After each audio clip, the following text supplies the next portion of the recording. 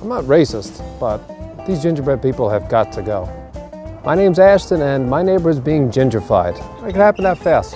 One day you're renting a modest $6,000 a month studio in Williamsburg, and the next day some rich jerks move in, jack up the price and ruin the neighborhood. It's not just here. Gingerfication's a nationwide epidemic. I always wonder how they can afford it. Turns out most of them are investment bankers. They got more dough than you can shake a candy cane at. We used to have some great local shops, Whole Foods, Starbucks, the Apple Store. Now in every corner it's just another damn bakery. Everything's all cookie cutter. And there's frosting everywhere. Sticky, white, obnoxiously delicious frosting.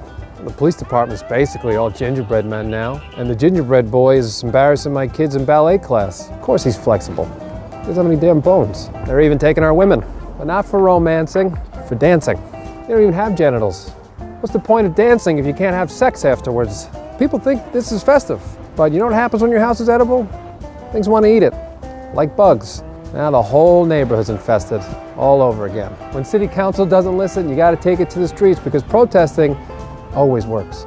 People are going to ask what to do when it happens to them. My advice? Run as fast as you can because your neighbor's going to be taken over by gingerbread men. Look at this. A perfectly good park soon to become bubblegum lollipop land. Hey, can you believe these guys? No, really? Unbelievable.